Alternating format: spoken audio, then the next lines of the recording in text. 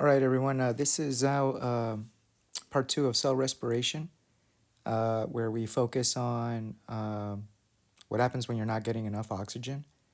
And aerobic respiration is either working at capacity, it's like doing the best it can, but not enough ATP is being produced, or what happens when there is no oxygen, as can be the case for some organisms. Okay, but first, what have we covered? Um, we've covered glycolysis, so you should know that this is happening in the cytoplasmic fluid, and we know what the important product is. It's going to be pyruvate, here described as pyruvic acid, and we know that before going into step two, the Krebs cycle, we need to convert pyruvate into acetyl CoA, and then that can go into the Krebs cycle. And then we also know that although glycolysis and the Krebs cycle can produce a little bit of ATP, the majority of our ATP is coming from the final step called oxidative phosphorylation, which includes something called chemiosmosis. We talked about this in lecture, and we can cover it again here.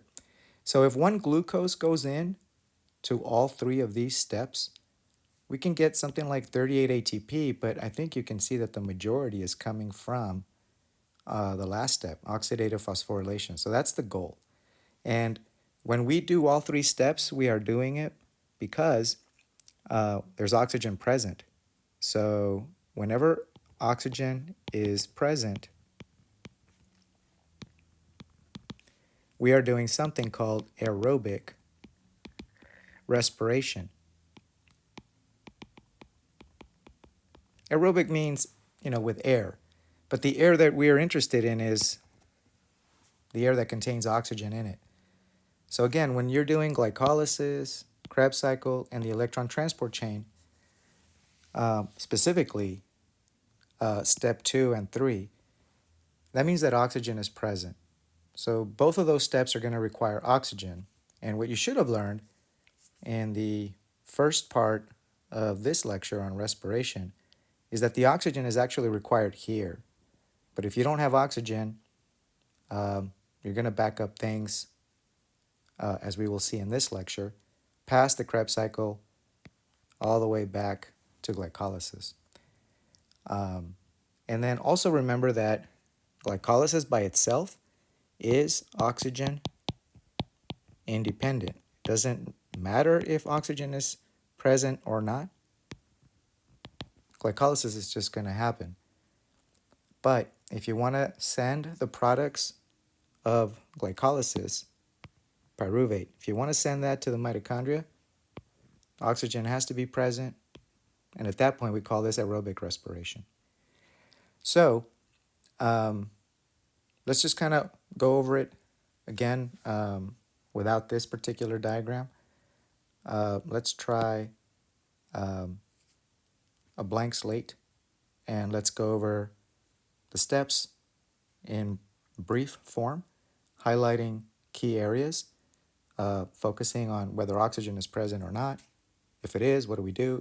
If there isn't enough oxygen, or if there's no oxygen, what do we do then? And then that's going to prepare us for discussing fermentation. So let's say that we have our cell membrane here.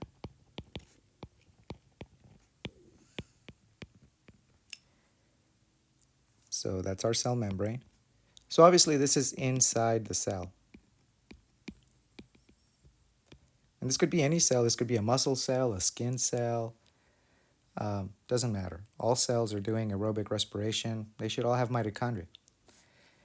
Okay, and then again, here's our glucose. I'm going to put a G there, standing for glucose. Here's our transporter. Let's say glucose went in. Oops. All right, so there's glucose. All right, so at this point, we are in the cytoplasm. And we can have our mitochondria over here. Right? we know this is our matrix. And we know the Krebs cycle is happening here. I'm going to write K's cycle, to be brief. And we also know that inside the mitochondria is that inner membrane. And this is where we have ATP synthase and our electron transport chain. So we're going to do step 1, glycolysis in the cytoplasm. And then we've already covered what happens if there's oxygen and how we take the products of glycolysis and we send them to the mitochondria, right? Again, this is our mitochondria. So you don't have to have all these detailed images, as long as you have sort of a fair understanding of what is the total purpose of doing all this. And the purpose is always to make ATP. You can answer questions without dwelling on all of these details of a very complex oxidative phosphorylation and so on. Okay, so let's get to it.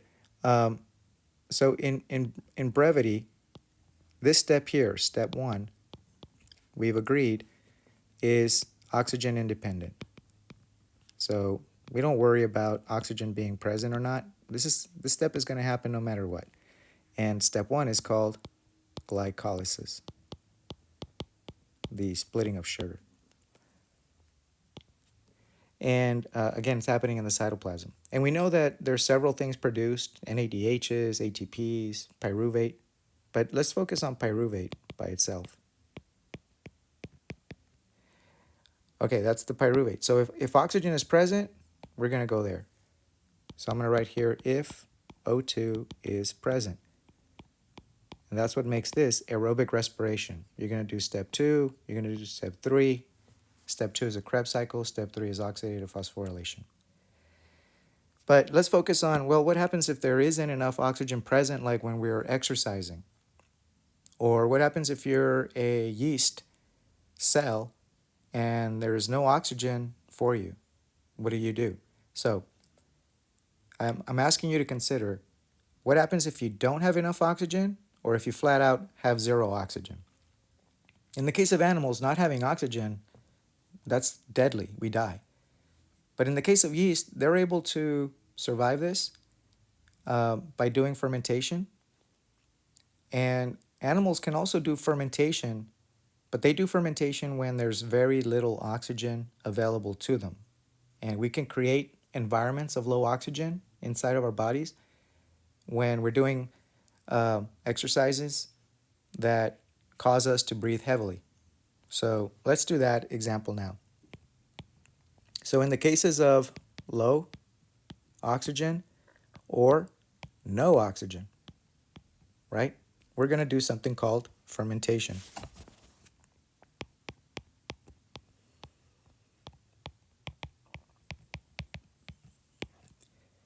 And there's a couple of fermentation examples that I want you to know about.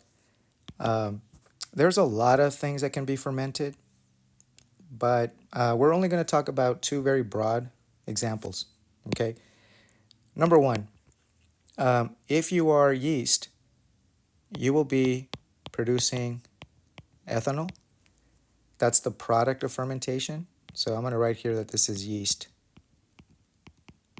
In their case, they can do this in the absence of oxygen. So let's just write here, no O2 present. But in the case of animals, that's example number 2, we produce something called lactic acid, right? So this would be animals. Or I'm going to include bacteria here. They can also produce lactic acid. We talked about how some bacteria can produce lactic acid, and we use that to help us create yogurt. The lactic acid denatures the milk proteins, and that's what creates the consistency of yogurt. But animals produce lactic acid in the case of rigorous activity. All right, so in this case, for animals, we're saying that they have low oxygen. It's not like they have 0 oxygen. In the case of bacteria, we're saying they have no oxygen. So see, In both cases, whether you have low oxygen or no oxygen, you're going to be doing fermentation. All right, so let's look at fermentation and why it works. This is the case of yeast.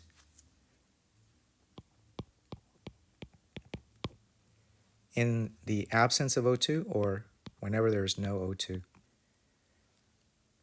Okay, notice that glycolysis still happens, right? So we saw glycolysis happening with oxygen present, and it can also happen without oxygen. So this is why we say glycolysis is oxygen independent. And again, the important product is pyruvate from glycolysis. But for the purposes of understanding fermentation, I want you to focus on NAD+. So as an example, what I was suggesting in lecture was that if you only have like a limited amount of NADs and you use all of those NADs to convert them to NADH, well, you're going to run out of NAD positive. And as soon as you run out of that, you can't do glycolysis, and therefore you're not going to create ATP. So glycolysis is ineffective. You're not doing it because you don't have NADs. You used them all up. You turned all the NADs into NADH. So the idea is that yeast have figured out a way to take the NADHs they created from NADs and they send them over here to another reaction. In this reaction, NADH drops off the hydrogens, the electrons it picked up. Remember, dropping electrons or losing electrons is the same as losing hydrogens. And you never see the electrons. You only really see the hydrogens. So if you lose the hydrogens, that means you're being oxidized. You're losing electrons. But the result is that you create NAD plus that can then come back to glycolysis and participate in that reaction so that you can continuously make ATP.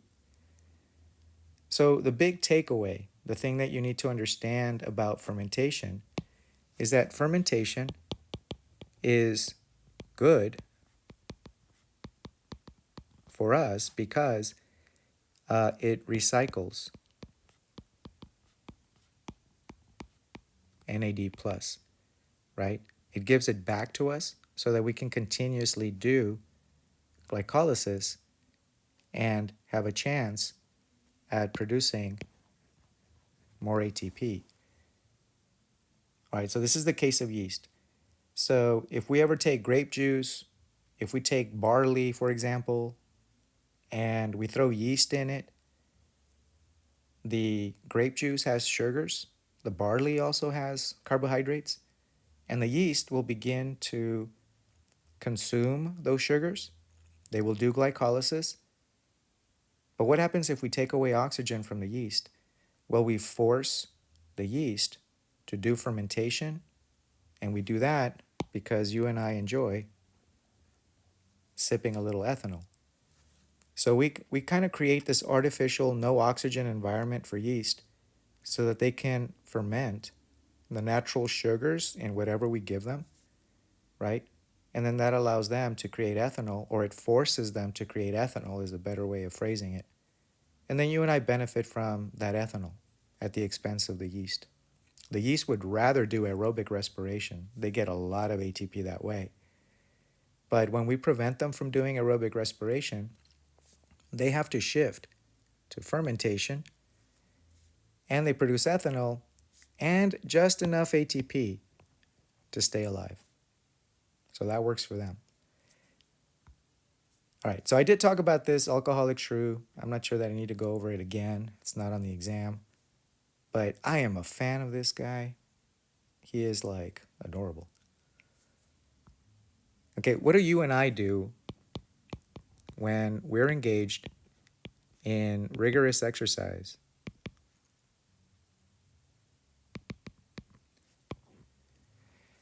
All right, so in our case, we're not in the absence of oxygen, right? You can work out, be in a very rigorous exercise, And you can be gasping, right, for oxygen, and it could feel like, wow, I'm not getting enough oxygen. And that's exactly the case. You're not getting enough oxygen. All of your mitochondria are working as fast as they can, but you're not giving them enough oxygen to get them to work faster. So they're not producing as much ATP as your activity is demanding from the mitochondria. So our cells try to supplement the ATP that the mitochondria is not producing by using more glycolysis to add more ATP to try and sustain your activity. Did you catch that? If you are engaged in rigorous activity, all your mitochondria will be working at capacity. They can't work any harder. They are full capacity. And you know it the minute you are breathing super hard. When you're gasping for air, that means your mitochondria are working as hard as they can. And you're going to force your cells, your muscle cells especially, to try and do something extra to deliver more ATP to yourself to sustain your activity. And you are forcing your body to burn more what? Glucose. So you consume more carbohydrates, and when you consume your carbohydrates, eventually your body will then start tapping into fats. And that could be a good thing if you're trying to get rid of the excess lipids your body likes to hold on to, right? The love handles. All right. So when we do fermentation, we produce lactic acid. Bacteria do the same thing, but they only do it in the absolute absence of oxygen, just like yeast. But animals like you and I, we can't exist without oxygen. But we still do fermentation, we still do lactic acid production whenever we're not getting enough oxygen. All right, so once again, the goal is to take those NADs, turn them into NADH, so that we can make that ATP and add extra ATP to whatever our mitochondria are already producing, again, to sustain our activity and provide the energy that we need. But at some point, we're going to run out of NADs because we've converted them all to NADHs. So you and I do another reaction where we send the NADHs from glycolysis to that reaction, and we regenerate, we recycle NADs to send back here so that you and I can keep making that ATP. And we don't produce ethanol. Otherwise, I'd be holding my breath right now to get a buzz. Instead, you and I produce lactic acid. And again, lactic acid is not associated with muscle soreness. Muscle soreness is a complex thing, right? It's the product of little micro tears in your muscle, but also the accumulation of potassium ions. That's where muscle soreness comes from. Okay, so in short, fermentation is what we do in low or no oxygen conditions, depending on who the organism is. Yeast do it under no O2 production. Bacteria do it under no O2 production. But animals do it under low O2. And again, the goal is always to do aerobic respiration. The goal is always to try and include the Krebs cycle, oxidative phosphorylation, which were covered in the first lecture, because that's what gives us the most ATP. But when your mitochondria is operating at maximum capacity and you're breathing heavy, that means that you're just not getting enough oxygen to keep the mitochondria working faster. You're out of shape. So our cells will back up all the way to pyruvate.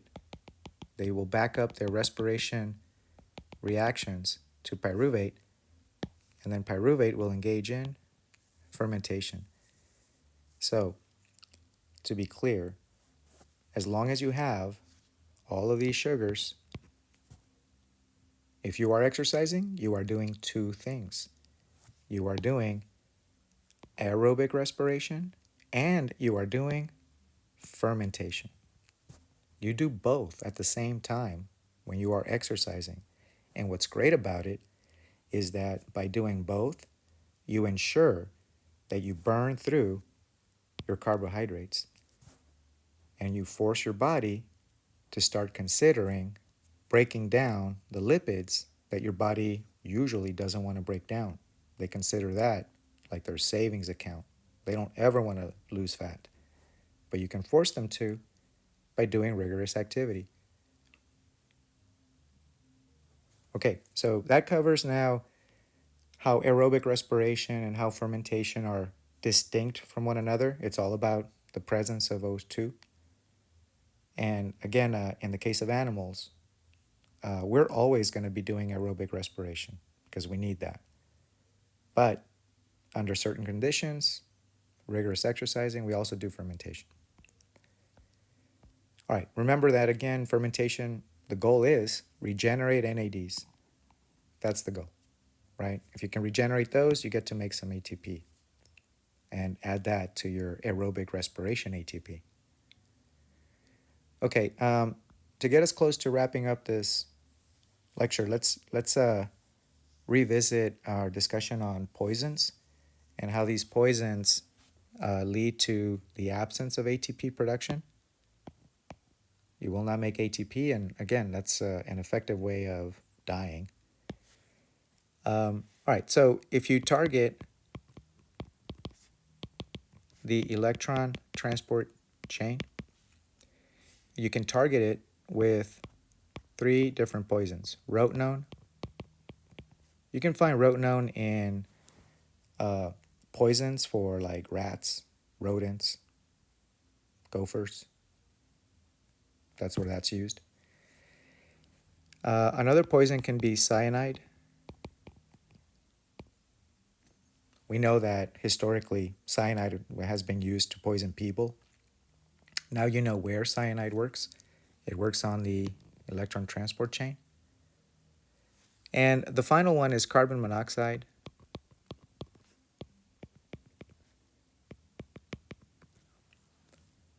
Right, so here I go, rotenone, cyanide, carbon monoxide. All of them target the electron transport chain. You don't need to worry about, does it happen early in the chain? Does it happen late in the chain? It doesn't matter. Here's a story.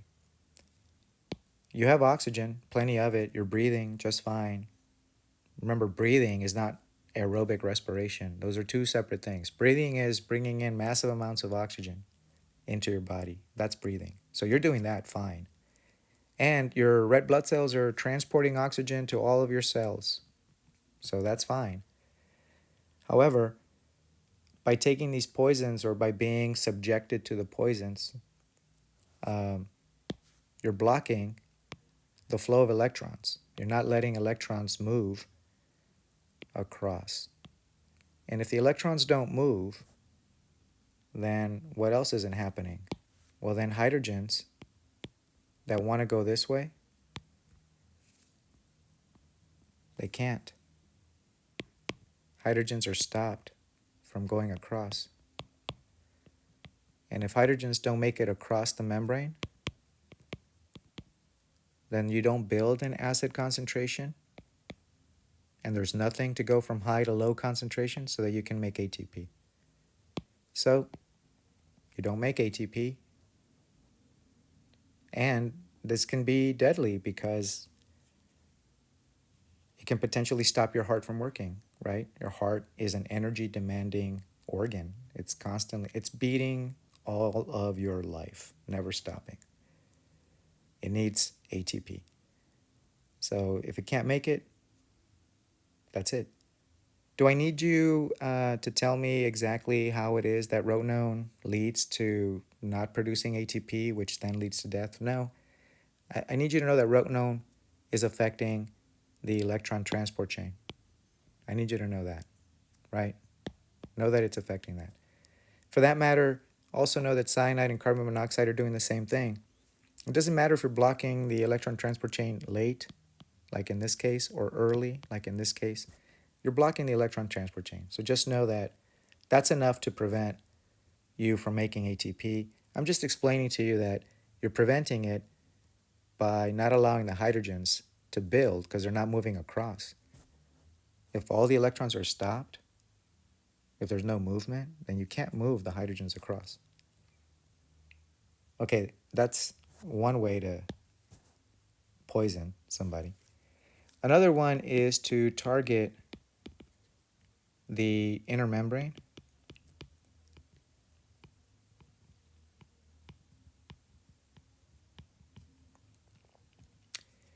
Wow, what happened there? And that would be this case. Let's see. Dinitrophenol, or something called an uncoupler.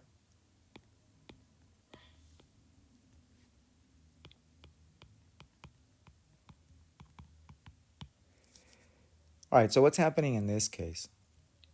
Well, let me clear the entire image and make it better. Can I clear this image? Clear all. Yeah, great.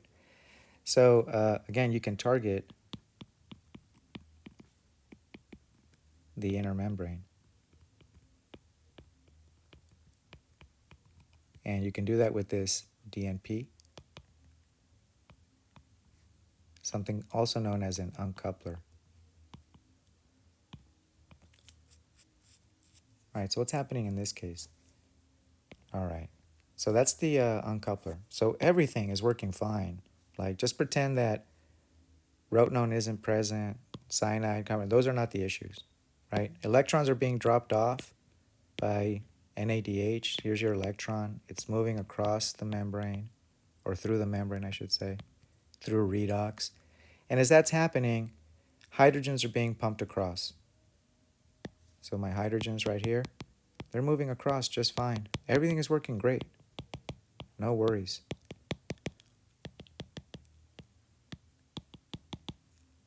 So you're building a big acid concentration that can then come down, right? Except that that doesn't happen. The acid concentration never comes down. Why not? Well, it's supposed to go down the ATP synthase, but it just so happens that you've created a whole bunch of holes on the membrane, and the hydrogen ions go through those holes. They just want to go from high concentration to low. They don't care that they need to go through the ATP synthase. So all the hydrogens fall right back down into the matrix without going through necessarily the ATP synthase. And the problem again is you won't make ATP. So again, everything was working fine. I kind of like that clear all thing. Everything was working fine. The electrons were going across, being picked up by oxygen. You were making water. All that was working fine. You were moving hydrogens across. But rather than them going through here, right, instead they went down in here. So it's showing you the hydrogens going back through the membrane. So there would be other holes right there, and the hydrogens would just go through here. And so you'd miss out on making ATP. All right, so what do you need to know? As far as poisons go, there's DNP, and that one targets the inner membrane. Done. You don't need to walk me through all that's happening there. The final poison is oligomycin, and that one's pretty easy to understand. You can see that you've blocked ATP synthase. So what's happening here is that the electrons, again, are moving through, no problem at all. Oxygen's picking them up. You're making water. You're pumping hydrogens from low concentration, creating a high concentration of acid here. Everything's looking great, but when the hydrogens want to go through here, this has blocked them from moving through. No ATP is made, and we die. All right, so that's the poison. Okay, so there are many poisons listed here. Rotenone, cyanide, carbon monoxide, DNP, oligomycin, right? But break them up into categories. Which are the poisons that target the electron transport chain? Um, this guy's targeted by one, two, three. The membrane, that's targeted by one. The ATP synthase, that's targeted by one. I think that's pretty easy. You're okay there. All right.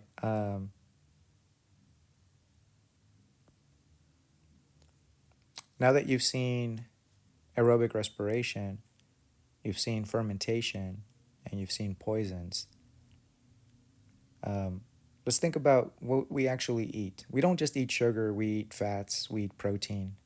And so it's important to understand that fats and protein have a place in aerobic respiration so that we can make energy, right? Fats are especially high energy because they have so many hydrogens. That's a very energy rich molecule, right? Remember the fatty acids? It's just carbons with bunches of hydrogens. That's a lot of potential to make tons of ATP, right? And proteins can also have a lot of hydrogens.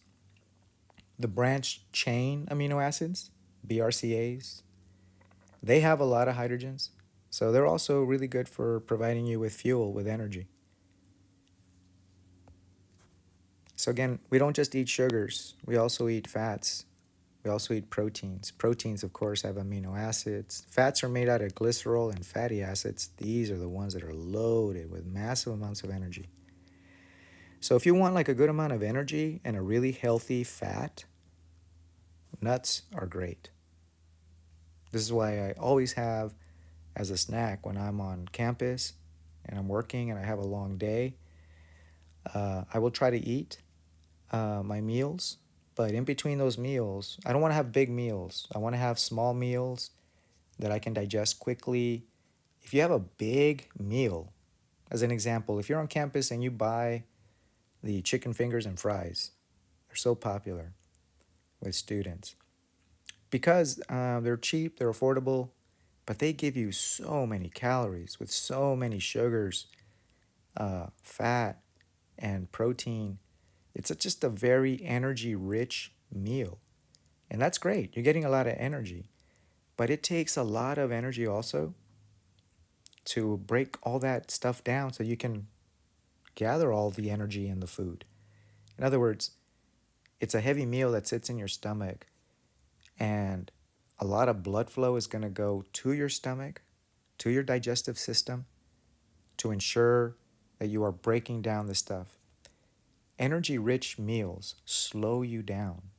They slow your metabolism down. Like, okay, I need time to like digest through all this, pull the nutrients out, send them to cells, do aerobic respiration, get ATP, and you will know it. When you have an energy rich meal, you'll want to take a nap. That's your body saying, like, look, we're sending blood flow to our digestive system. Your brain's just going to have to chill because we need the time to digest this. And so it's not uncommon to feel like, okay, I need to take a nap. But what if you had a easier to digest meal that doesn't preoccupy your your body with, okay, I need time to digest all this. Um, Something that's a little bit leaner, something that gives you fairly fast energy, and some lipids, but not a lot. Those are things like, you know, nuts. Those kinds of snacks work really well. Um, but if you wanted a meal and it wasn't going to be chicken fingers and fries, what could do it well too? You could have a salad that has chicken in it, turkey in it. You're getting your protein. You're getting good fiber. It's not going to sit heavy in your stomach, right? It's going to be lighter. It's going to be a lot easier to digest. The only hard thing to digest in that meal is going to be the chicken or the turkey, if it was in your salad. Fish is a protein source that's also like easy to digest. I mean, think about like when you've had fish. It's not like hard and rubbery. It's not like, hard to tear through, right? You can like mince. fish protein easily. Something that you cannot do easily with steak. Steak is like tough. All right, I feel like I'm rambling now. But anyway, so you want to have light meals, and then you want to have snacks between those meals. That'll keep your energy up. It'll keep your brain like functioning at a good optimum level. And you need your brain when you're on campus. Like everything on campus is about your brain. So you need to feed your brain. You need to take good deep breaths. Keep your brain active. Everything is great. All right, so we've covered glycolysis, Krebs cycle, electron transport chain, aerobic, fermentation. I think we're good. What's it mean to be in shape?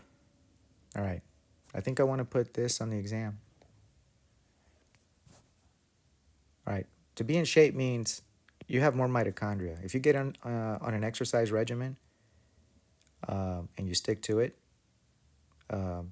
say a few months, you're going to have excellent results. Think about what I just said. A few months. That's it. Wherever you are right now, in your sense of shape, however you're feeling right now, give it 3 months. Do something that you commit to, that you're going to be disciplined about. It doesn't mean revolutionize your diet, but if you do, it's just going to be faster. But let's say you keep the same diet, but you commit to regular exercising. You'll get in shape.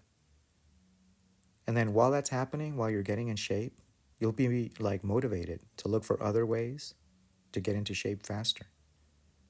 So when students ask me, Mr. G, what can I do? Right? I want to get in shape. What kind of diet, what kind of exercises? I'm like, don't worry about the diet right now. Don't do anything to your diet.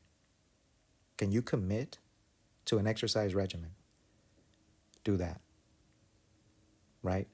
And when you're doing that, you're going to realize, hey, this is working. And then that'll motivate you to start tweaking your diet. Don't revolutionize your diet. Start thinking about what is it that I eat that I can replace with something healthier, right? Am I having a bag of chips in between my meals? What can I replace that with? A banana and an apple, right? Do that. Keep your meals, keep whatever your diet is, but make conscientious decisions, purposeful decisions to tweak your diet for the better. Most people that want to take on a new activity to get in shape, they also tweak their diet and they're doing too much too fast. You'll be tired, irritable, you'll have headaches. It's not pleasant. You won't like it. And that will dissuade you from keep doing this, and you'll go right back to the things that made you happier. Bad diet. So, do the exercising stuff first. This is my recommendation. Others would have other ideas on this, okay? That's true. But my approach is always do something that you can commit to. If you can sustain it, you're going to start seeing the results, and that will motivate you to start tweaking your diet. You might start off the bat tweaking your diet, but don't revolutionize it. It's just not a pleasant change in lifestyle, right? Again, you'll get headaches, you'll be irritable. It's just bad. But you might say, yeah, I'm going to get on an exercise regimen, and I'm definitely not eating chips anymore. I'm cutting that out. I'm cutting out the salts, those bad fats. I'm done with that. But I like the breads. I still do that. I like my carbs. Well, you'll need those because you're doing more activity. So that's okay. But then over time, you're like, do I need all that bread? Maybe I can just reduce my bread intake to half of what I've been doing. I'm still having it, just not as much. I like my pastas, right? I like my carbohydrates. Do I need that many? Shave it down. Replace it with something else. Add more salad. And now you are doing things tactfully, right, gradually, and you're easing your body into the new life you want for yourself. You're done with the old one. That's going to get you this. 3 months. This is April. Let's see. All of April still left. May, June. You could be rocking July and August. I think that could be great. All right, y'all. I hope this works out for you. We're going to end the lecture here. I keep doing that.